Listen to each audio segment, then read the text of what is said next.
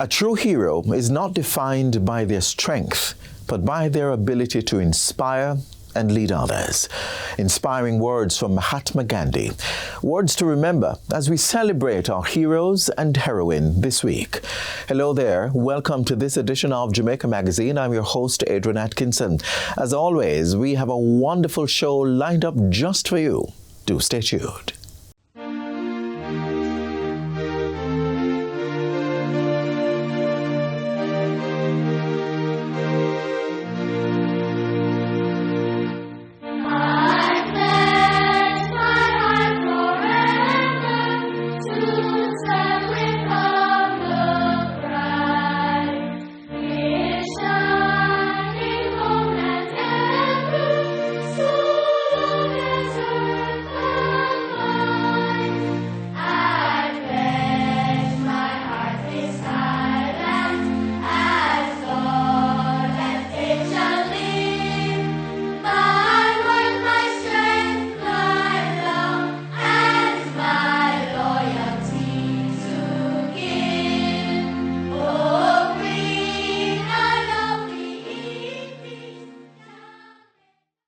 We all have heard the phrase, the sooner the better, and I think we can all agree that this is true in most cases. Now imagine it's a situation with your child, and I say with certainty, if there is something amiss, we would want to learn about it as early as possible so that we can attack the problem before it gets worse. This is the reason for Executive Director of Zeal Learning Center, Dr. Faith Alexander's visit today. Let's listen in on the conversation.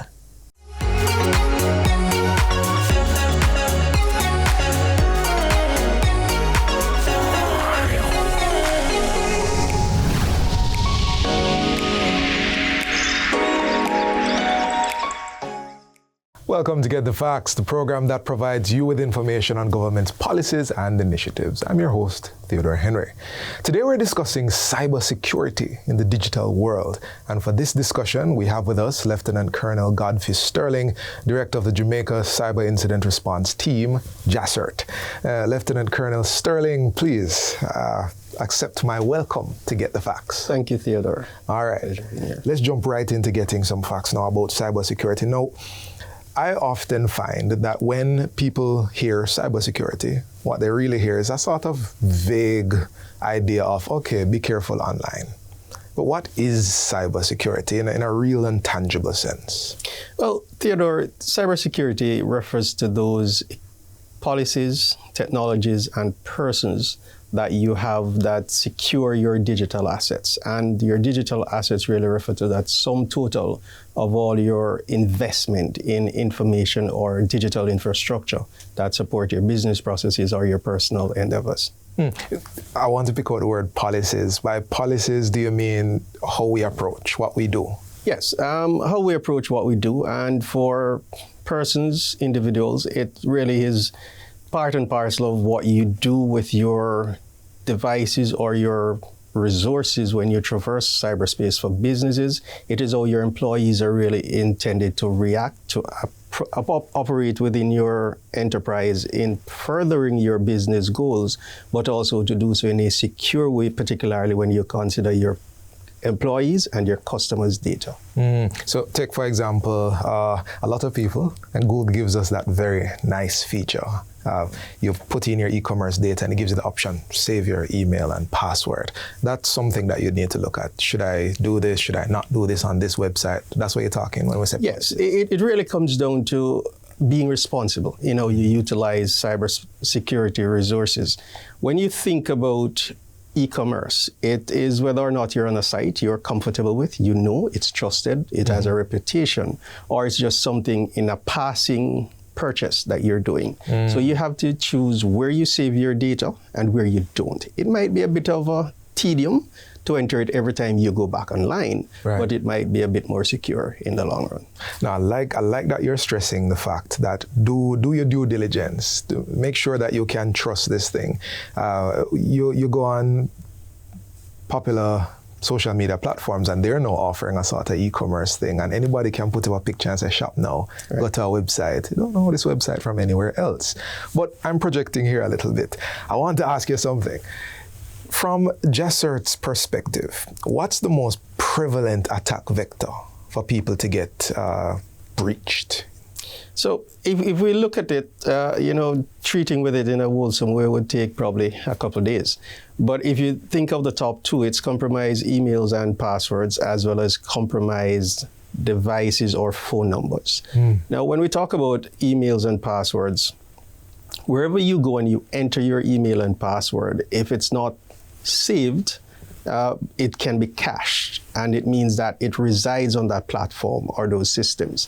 Additionally, when we think about our phone numbers, the technology is such today that by knowing your phone number with the requisite platforms, technologies, or skills, people can actually compromise your account on other platforms. Just knowing your phone number? Just knowing your phone number. Okay. And what we find to be a very troublesome practice is that the phone companies, in repurposing numbers, sometimes the previous or the current owners don't know the number is being repurposed until they try something else. And especially with platforms like WhatsApp, etc., once you try to create a new WhatsApp account, sometimes the old messages and profiles come right back. Right. So it's about being careful about where you save your data, which sites you access, and how your numbers get used, your devices. Ensure you buy devices from reputable organizations so you're not getting a rooted Android device or a jailbroken iOS device, which comes compromised in that state. Right. Lieutenant Colonel, you're giving us a lot, and I really want to unpack this, but let's bring it down to the very personal level. So what do I do? You're talking about providers repurposing numbers. You're talking about WhatsApp being backed up. What do I do, not only as a person, but as a business who has people with their own devices, their own practices?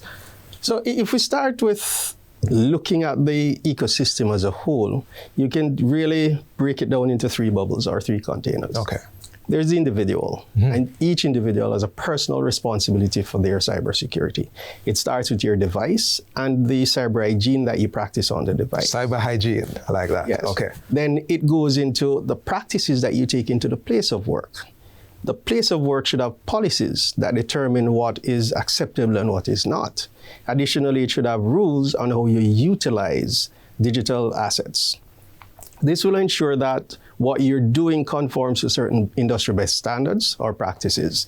And then the government has sort of a dual role because it is an employer, but it is also a regulator. So it needs to ensure that the public sector employees, through corporate bodies or ministries, departments, and agencies, adhere to policies, but also it needs to facilitate through regulations and legislation how the ecosystem is managed and governed. Okay, so a comprehensive sort of thing. It's not that it's the government's job to keep me safe online alone.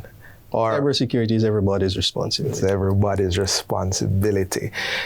Tell me something, as we are almost out of time for our first segment, we're going to go to a break and come back shortly, but real quick, does it matter how large my digital footprint is online? Like if I put my details everywhere and anywhere, should I sign up for a profile everywhere, for example? It does matter. And when you think about your digital footprint, if you think about a stain, if you have a single drop of wine on white cloth, it's not bad. But if you pour the bottle, then it becomes a bit of a challenge to clean up. And it's the same thing with your digital footprint. You should only have a digital presence where it needs to be. And even in that case, then you need to be careful what you share. So you should only share as you need to in order to get what your intent is achieved. Particularly for businesses, your messaging, etc., should be curated to your business purpose. And for individuals, you need to curate what pops up on your timeline, where you have a presence, and what you share when you share. You can actually curate your feed so that you only see what you need. And even if you need to be there, you can mute it. So you're not consuming sometimes things that are not wholesome. And for government, it is for us to ensure that there are checks and balances from a regulatory or a legislative standpoint to ensure that where breaches occur, they can be remediated. where breaches occur. We're going to have to talk about that because somebody out there is wondering, well, I've had this problem. My business has had this problem. What does JASERT do? What does government do? Where can I go? But we want to learn all of that after the break. Cybersecurity, cybercrimes, and protecting ourselves online. So please don't go anywhere and get the facts. We'll return after the break.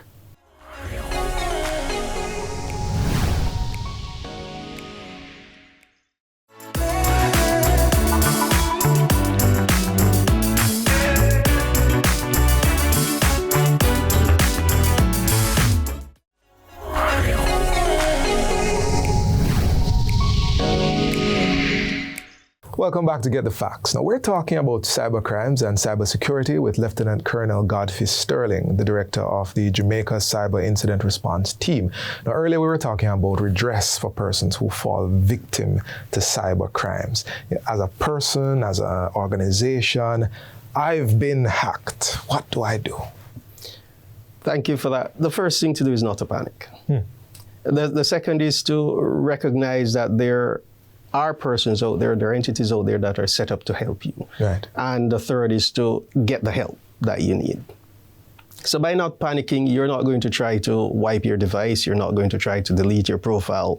You're going to try to contain the breach that you've suffered as best as you can. So if you're connected to a network, you're going to unplug the network card, not turn the device off. Because by turning the device off, you're clearing memory, and some of the indicators that we can use would be in memory. Put phone on airplane mode. Put the phone on airplane mode. Just stop communicating, but do not turn off the device. Because some of the breaches that occur have fail-safes. Once you try to restart or to turn off, it will delete itself or otherwise mask its presence. The second is to know where you can go. You can report any cyber incident to the Jamaica Cyber Incident Response Team. We have a triage process that will see whether or not the incident you're reporting meets the threshold of a cybercrime. If it does, it is handed off to the JCF or to the Major Organized Crime and Anti-Corruption Agency, because we're not law enforcement officers, so we have to hand off crimes. If it's not a crime, then we will help you to remediate the situation. Once that happens, if it is a crime, you have to work with the law enforcement agency. For many crimes to be prosecuted, there are three basic things that are needed. All right. A plaintiff or a complainant, an accused or a suspect, and the report of the crime, the investigation by a law enforcement body, the bringing the evidence together to the prosecutor, the marshalling of that evidence in a trial to get to a reasonable delivery of justice in the situation. If we're dealing with it, then we work with you. We take your situation very seriously. So if you don't want it public, for example, in the case of an entity, we won't make it public.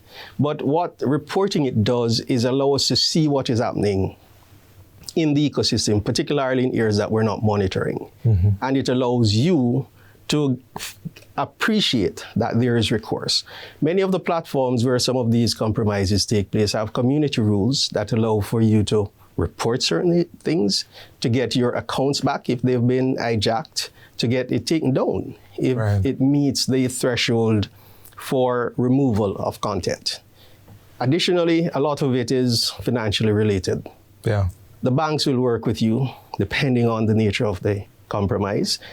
It takes some time, but you will get recourse. In some cases, you will get a full refund if it can be proven that this took place, it wasn't your fault, and your monies were taken out or spent. So JASERT is, JASERT? J-A-CERT? J-A-CERT. J-A-CERT. J-A-CERT is our cyber advocate.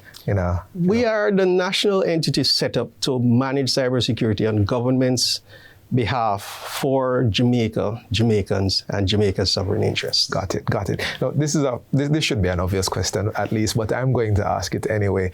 Cybercrimes and incidences of cyber breaches are on the rise, aren't they? They are. Yeah. So cybersecurity sounds like a job of the future then. It is. Globally, there are about 4.5 million jobs that are unfilled as of today. And these are not low-paying jobs. They're technical, but they're high-paying. And even within the Caribbean and Jamaica itself, there are a number of opportunities that are out there. And so what we're saying to persons is, if you're not yet settled on a career, cyber or anything within the STEM field is where you really need to be going, because you're going to need coders, you're going to need designers of interfaces, developers of software, and you're going to need people to secure it. Right. And this is where cybersecurity comes in.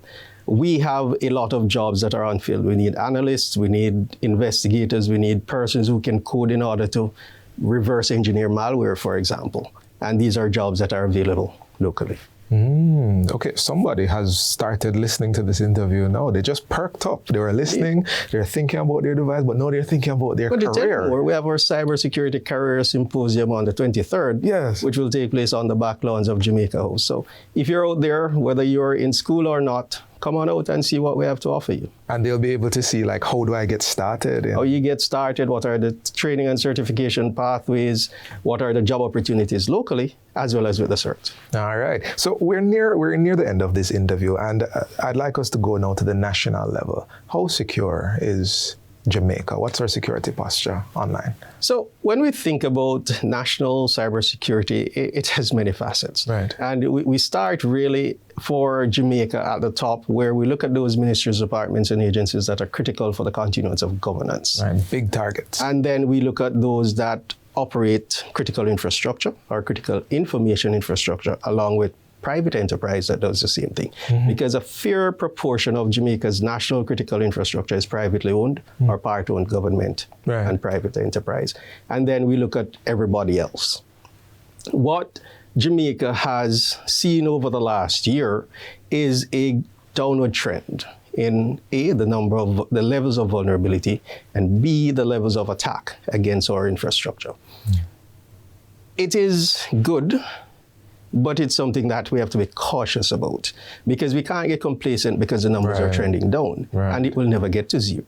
So we have to be careful about that. So last year, this time, when we looked at Jamaica from a vulnerability standpoint, we had reds, tans, and oranges in terms of vulnerability. This year... You want to just break those down real quick?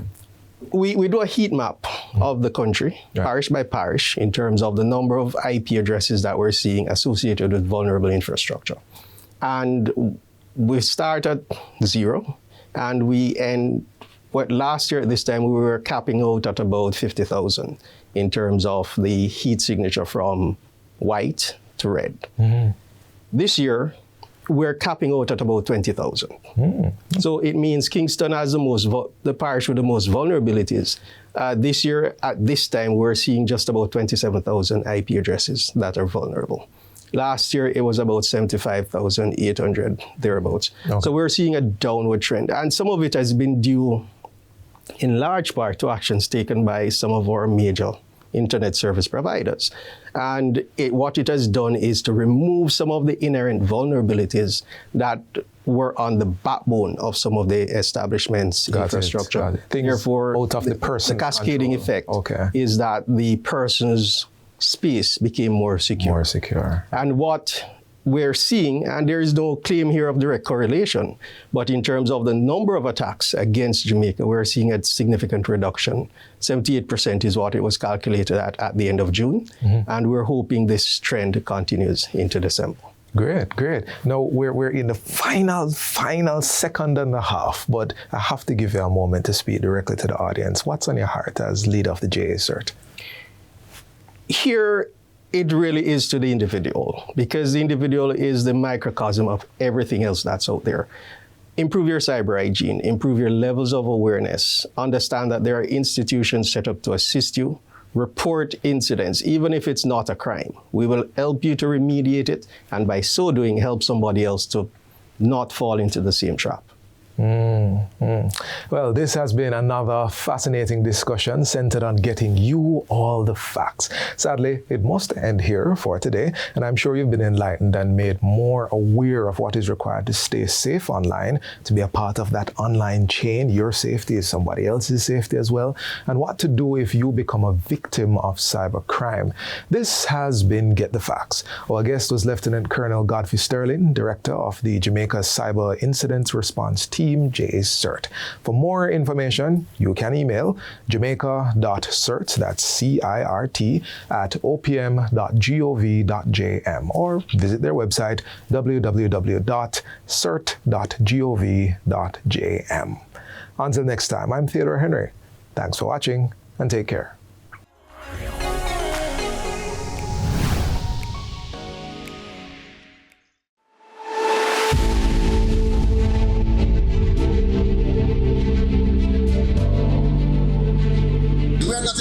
To not even tomorrow, but we got to make the most of today, and we do so by understanding that as Jamaicans, our spirit must be a spirit of unity, a spirit of purpose, and a spirit of gratitude, where we appreciate what is taking place, and we also appreciate that it never took place before. So even though we are stressed, we are blessed.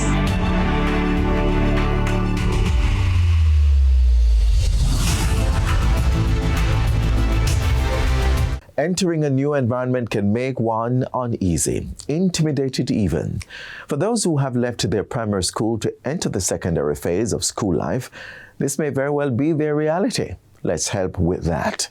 Here now are two pairs to help you traverse the awkwardness of high school.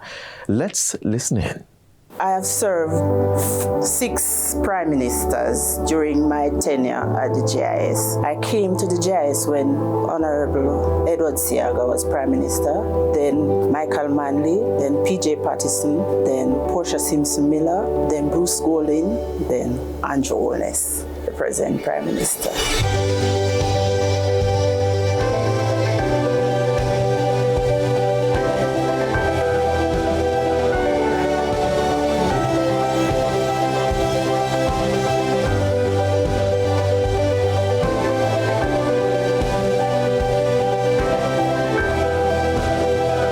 National Honors and Awards Service is a momentous accolade set aside for the everyday heroes of our country. You may have heard the phrase, "Not all heroes wear capes," an apt statement as we realize that some of them are working alongside us, not making a big splash, but slowly and earnestly lending themselves for a tremendous period to a cause greater than themselves. This is Maxine Schroeder. And this is Rosalie Marshall. Both are long-standing public servants honored for their work at the 2024 National Awards Ceremony. The Badge of Honor for Meritorious Service is awarded to persons who have rendered loyal and noteworthy service that is beneficial to Jamaica. Rosalie is receiving this honor. The Badge of Honor for Long and Faithful Service is awarded to persons who have rendered long and valuable service worthy of special recognition, the very one being bestowed upon Maxine. I feel good. I am humbled by this award, and I feel that I am being recognized for the work I have done and I'm doing. It's a good feeling because I realize that my work has been recognized and I have been considered as someone who has stayed the course and have stuck it out through various different changes within the system, and I'm still here giving contribution to the government. The honor came as a surprise to both ladies, who are in fact used to working with the National Honors and Awards Ceremony behind the scenes. So when they received the call that they were to be front and center with the 2024 recipients, the ladies were flabbergasted. I was inside at my desk sorting out some stuff. I think it was after 6, I got their phone rang and the person said they were calling from OPM. So I'm like, OPM. What has one of my tribe got themselves into now? Is it something that we did not deliver or something that we did not do? So the person on the other end said, don't feel so surprised and don't feel that something is wrong. It's not, nothing is wrong. And she said that I was being awarded and recognized for my work. And it was a pleasant surprise. My initial reaction was, am I hearing correctly? Or is it that because I deal with the national awards, they are calling me to find out something? Then when they say, no, you are being awarded, you won't be behind the camera this time, you will be before. So I was like, no, this is for real. I said, thank you, you have made my day. So I called my son, I said, see if you can find your sister. And it was a back and forth of both of them tying together till my daughter started to get nervous. Mommy, what is it? What is it? Mommy, what is it? I said, I'm not speaking to you alone. Both of you have to be on the line when I have to say what I am saying. And so when I wrote the news, they were so elated. I called my daughter, Shantika Francis, and relayed the good news to her, and we were just screaming on the phone. Serving for decades at the Jamaica Information Service, at least one person was not surprised, as she has been in tune with the overwhelming support and hard work that the ladies brought to the table. Miss Marshall is a person who would listen to a radio program or a TV program, watch a TV program and call to say, you know, CEO, I think we should be doing this. Why aren't we doing this? And it would be better to do so and so. She has grown tremendously. Now is now on the management team, having started out as an admin assistant. Her counterpart, Maxine Schroeder, has shown tremendous strides in her area as well. We really, really depend on her, and she impacts the GIS. She's been rewarded for other areas. As in civil service, she recently received an award as an outstanding civil servant. So she really has grown, and we're not the only ones who have seen that she has grown. We're just so happy with her progress. In serving, sometimes other areas of one's life get sacrificed. So naturally, the ladies had some persons to whom they wanted to dedicate their award. I will dedicate the award to my children, Nicolette Palmer, my first daughter, and Akim Fraser, my son. They have been my rock. They have been the persons, my go-to. My daughter, Nicolette, she acts sometimes as if she is my mother, and so she passed on advice, and she would say, Mommy, don't do this, Mommy, don't do that. And Akim, who is here with me, Nicolette is overseas, he is a gentle giant, and I take inspiration from him, and he pushes me on. Rosalie also wants to dedicate her honor to her mother, Lena Marshall, who was another long-standing civil servant. I dedicate it to my family, my children, my 3 children, my grandchildren. Miss Marshall, Miss Schroeder, I want to tell you how proud I am of you both.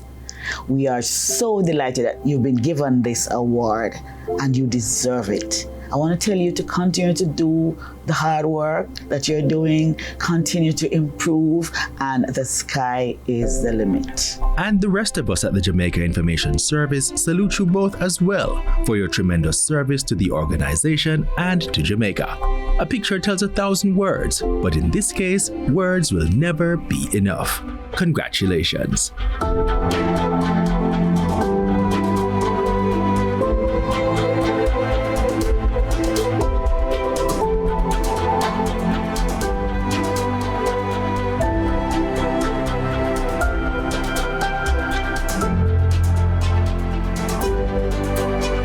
And with that, we've come to the end of today's show. To catch a repeat of this or any other, feel free to log on to our website, gis.gov.jm. Until next time, I'm Adrian Atkinson. Do take care.